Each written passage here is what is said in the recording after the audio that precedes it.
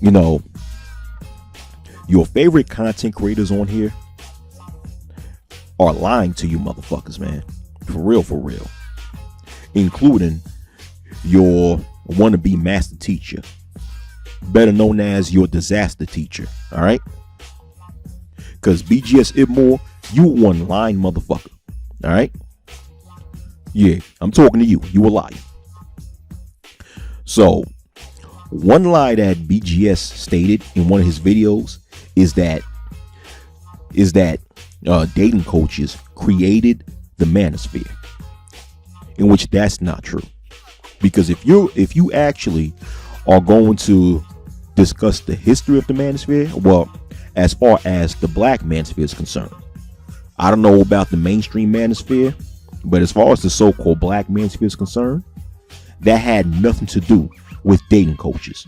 Dating coaches did not and were not responsible for creating the Black Manosphere. All right? Because if we're going to talk about the history of the Black Manosphere, in which I've made several videos explaining the history of that online community. It started in 2008, and it was started by those who were activists and or regular everyday people who shared their concerns about the issues plaguing Black America, including the issues that Black males and females face when it comes to dating, right? But of course, like I always stated, the 1.0 version, as we now call that version of the Black Manosphere, did not stick to just the male and female relationship dynamics.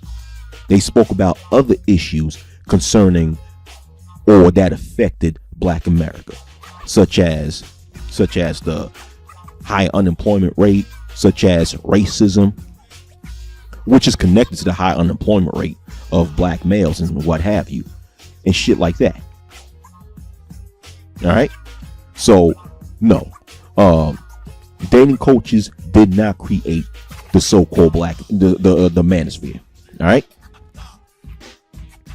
And another thing that BGS said that was a whole bunch of bullshit was the fact that he started accusing those who critique Black Manosphere 2.0 as complainers. He's basically labeling people who critique Black Manosphere 2.0 as complainers, in which I find that to be very funny, because if you're a member of Black Manosphere 2.0, then you are in no moral position to label anyone as a complainer, because that version of the Black Manosphere is built upon complaining. It's built upon grifting. It's built upon crying a little fucking bitches. That whole 2.0 version of the Black Manosphere is built on complaining about the so-called Black female not giving the quote-unquote good Black male any attention. It's built on complaining about how, so-called Black females are not giving the quote-unquote good Black males sexual access. It's built upon complaining about how so-called Black females is not willing to sit on an imaginary negotiation table with the so-called Black male and exchange their submission for the Black male's resources. Black Manosphere 2.0 is built upon complaining about how Black females are more attracted to the quote-unquote Pookies and Ray Rays of Black America instead of being attracted to the quote-unquote good Black male. That fucking version of the Black Manosphere is based upon complaining. But yet, a member of that version of the Manosphere have the nerve to call those who critique them as complainers. That's basically the pot calling the kettle black. See, that's a form of projection. That's a form of projection. And you guys already know, if you guys understand projection is nothing but a defense mechanism that people use in order to make themselves feel good by accusing other people of things that they're guilty of. And that's what BGS Ibmor did when he started calling people complainers for critiquing Black Manosphere 2.0.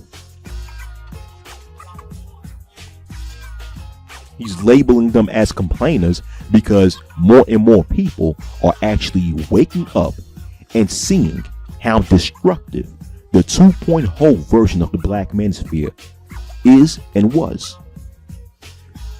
And they're waking up and start to express what they see and express how they see that it's nothing but a dysfunctional online space full of dysfunctional males who's not focused on actually being upwardly mobile and coming together as a collective and gaining power in society.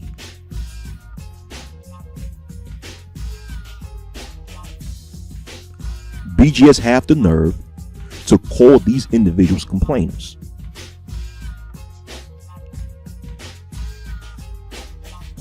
When all these so-called complainers are doing is actually telling the truth and pointing out the discrepancies of that version of that space. Not only that, but BGS stated that Black Manosphere 2.0 was responsible in Stacey Abrams not becoming governor of Georgia.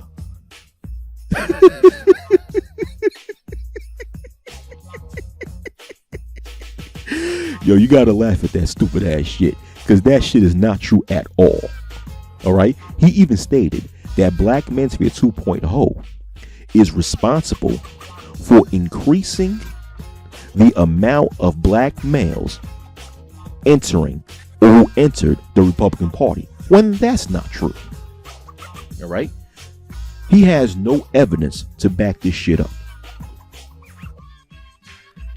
You know what I'm saying? When you look at who voted for Stacey Abrams in this past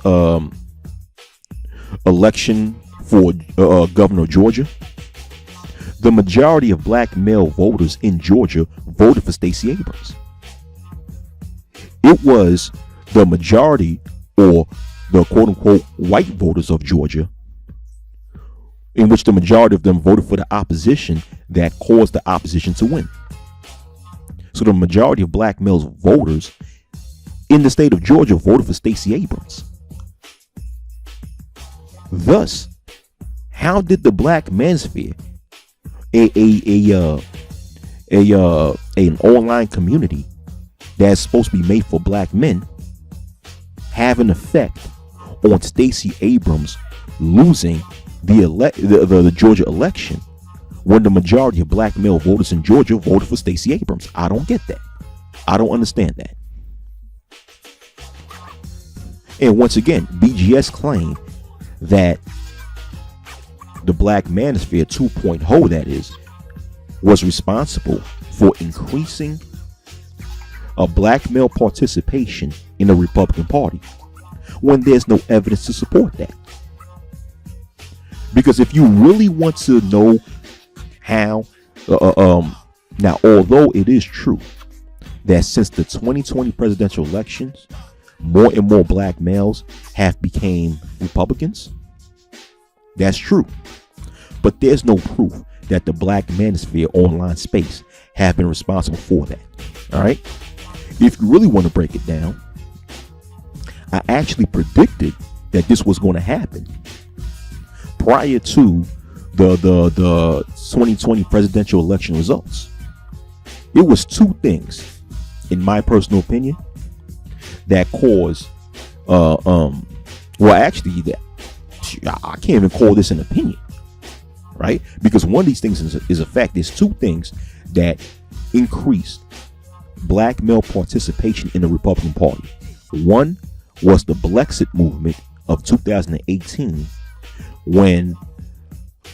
which is a movement, for those of you who forgot, in 2018, a large amount of so-called black people who were at one time registered Democrats left the Democratic Party and became registered Republicans.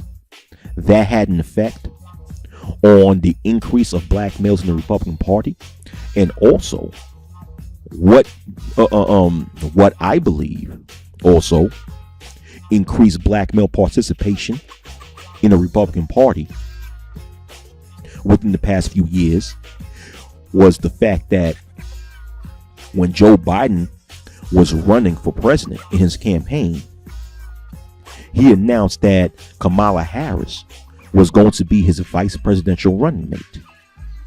So, and if you know the history of Kamala Harris, you would know that it doesn't sit right with a lot of black males. So that further caused a lot of black males to run to the Republican Party. But even when that happened, it still didn't do shit overall, because during the 2020 elections, a Democrat won the White House. Not only that, but in 2020, the Democratic Party, controlled both sides of Congress, which is the House of Reps and the Senate. So let's just say, for the sake of argument, that if the Black Manosphere actually was responsible in increasing black male participation in the Republican Party, it still didn't have an effect, or much of an effect, in the 2020 elections, because the Democrats still won the White House, the House of Representatives, and the Senate. But BGS was trying to was utilizing this lie of black males, of the Black Manosphere was responsible in more black males being Republicans, and trying to utilize that as some sort of accomplishment on the side of Black Manosphere 2.0. When once again, even if that argument is true, that's not much of an accomplishment, because that had no effect on the Democrats, on the Democratic Party winning the White House and dominating both sides of the Congress. And not only that, but even if that was true, that had nothing to do with what's that lady's name? The lady that was running for governor losing those elections, or that election. And another thing, in BGS's recent video, where once again he spoke about the quote-unquote complainers, he stated that the 2.0 version of the Black Manosphere was responsible in quote-unquote wiping away the old schoolers. In other words, he claimed that Black Manosphere 2.0 was responsible in putting Black Manosphere 1.0 out of commission. In which that's not true, because Black Manosphere 1.0 is still making content. Even though not many of us are still making content today, but a few of us are still here making content. And you still have Soul and Black, who's making content on Rumble. Okay, Black Manosphere 2.0 was never responsible in quote-unquote wiping away the old schoolers, okay? Or wiping away Black Manosphere 1.0. All right? I've stated this several times before, and I'm going to state this again. What totally destroyed Black Manosphere 1.0, if you would like to say it's destroyed, is when the website generationx.net got shut down. See, in 2008, a lot of content creators from the 1.0 version of the Black Manosphere left YouTube and went to that website. And that website was an independent video streaming site created by a member of Black Manosphere 1.0. His name was Dredson. So once again, a lot of content creators from 1.0 in 2008 left YouTube and went to GenerationX.net. But in 2014, that website got shut down. And when the website got shut down, the overall majority of content creators from that website did not return to YouTube. They just end up stopped making content and moved on with their lives. In which there's nothing wrong with that. You know, people do not have to spend the rest of their lives making content if they don't want to. Don't get me wrong. Some members of 1.0 returned to YouTube and made content on YouTube, such as Soul and Black and Sergeant Willie Pete. But the majority of Black Manosphere 1.0 stopped creating content after that website GenerationX.net got shut down. So that's what wiped away the majority of the quote-unquote old schoolers in the space. It was the shutdown of GenerationX.net, not the creation of Black Manosphere 2.0. All right. So please, BGS, you need to stop lying, because BGS, you was not around in this side of YouTube at that time. So you are in no position to even speak about the old schoolers. All right. As a matter of fact, right, not only did you not wipe away the old schoolers, right, but the members of the viewing audience existed in both this side of YouTube and in GenerationX.net, right? And so therefore, since the viewing audience continued to watch both or watch both videos from YouTube, even so, the viewing audience at that time, for the most part, stayed tuned to both websites, which is GenerationX.net and YouTube. So therefore, when the quote unquote progenitors of the 2.0 space came into existence, the viewing audience of 1.0 was still around. So therefore, the space still existed on YouTube, right? So therefore, once again, when the progenitors of 2.0 came into existence, they just got popular in an online community that already existed prior to them coming on here, which debunks another lie that BGS created, in which he said that people like him, Angry Ho, O'Shea, and Obsidian created the space from scratch. No, you didn't, nigga. You did not create this space from motherfucking scratch. All right. You guys came into a space that already existed. You guys came into a space that already existed prior to you guys having any notoriety on this side of YouTube. And you got popular. And one of the ways you guys got popular in a space that already existed before you came on here was by copying the style of Tommy Sotomayor. Now BGS is an exception to that. I can't say that BGS copied the style of Tommy Sotomayor, but the other so-called progenitors of the 2.0 space copied the style of Tommy Sotomayor, thus attracted a lot of Tommy Sotomayor's subscribers.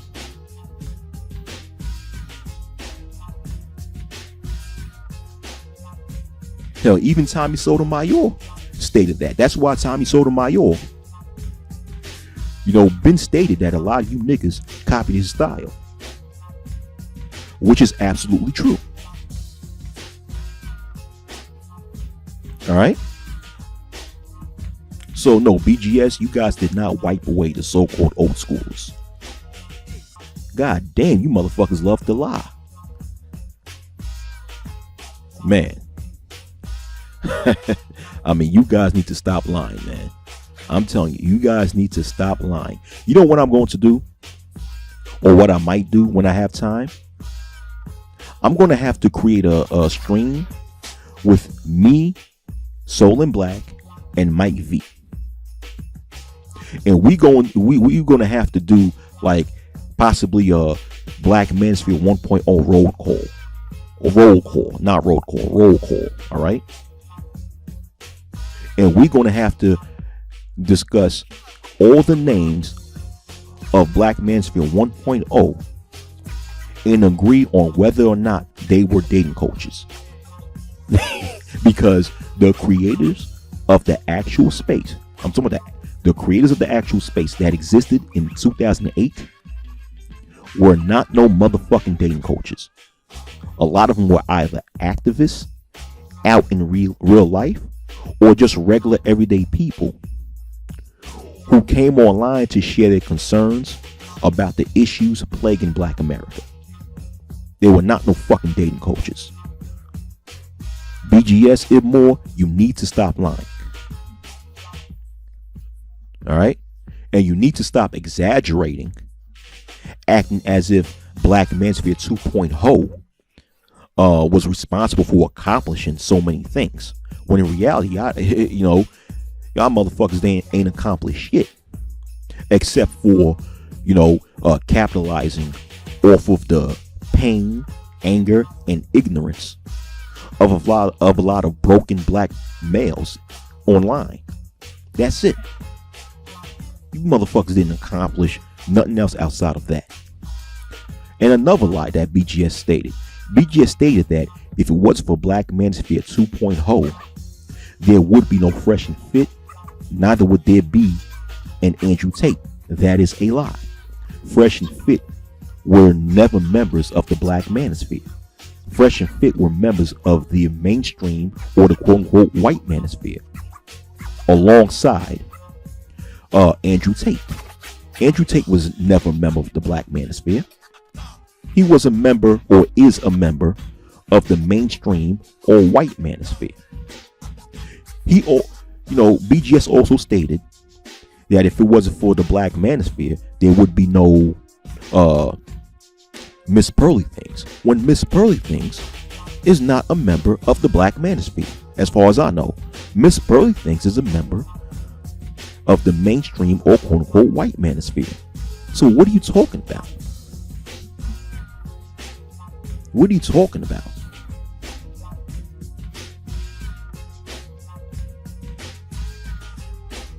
And when you, and I think I even discussed this, right? When it comes to the creation of the Black Manosphere, the original Black Manosphere, I'm talking about the 1.0 version, right? And the creation of the mainstream or white manosphere, both of them started independently from each other. Both of them started independently from each other. Once again, the Black Manosphere, the original Black Manosphere, or at the time, was called either the Black Male Collective Consciousness or just Black YouTube. It started independently from the mainstream or quote unquote white manosphere. All right. The Black males on YouTube in 2008 had their own thing going on.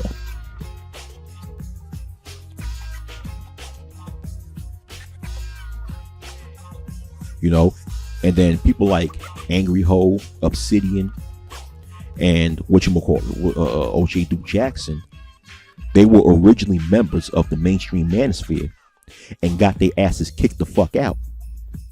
Then they came to the black side that already existed before they came into any notoriety on YouTube, and they got popular on the black side, and they agreed to call to name the space the Manosphere. or the Black Manosphere, I mean. But they didn't create the space that we now call the Black Manosphere.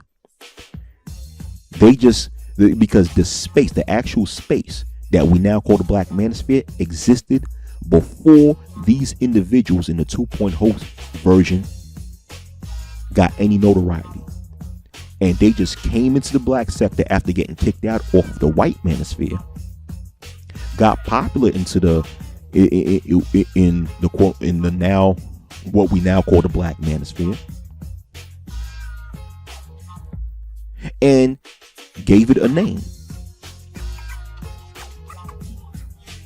So you motherfuckers didn't make this shit from scratch.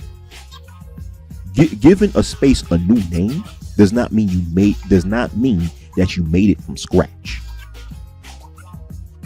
You know, if I took a Nissan Maxima and changed the name into a Nissan Century, does that mean that I built the car? That I totally took the whole components of the car and built it myself? That I actually was the one who designed the whole car? Or I just was the one who changed the label? I just changed the label, but I did not invent the car out of scratch. You know, if I took the game of basketball and end up changing the name of the game and called it foosball, for lack of a better word, does that mean that I created the sport, or I just changed the label of the sport? You know, think about it. But anyway, BGS, man, stop lying, bro. Stop lying, dog.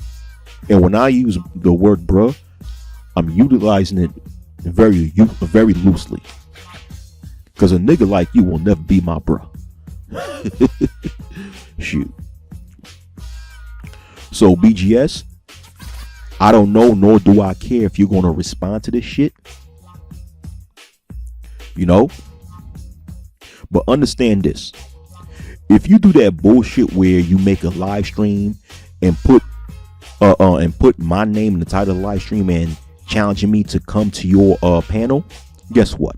I'm not coming over there, because I already know you want some pussy shit.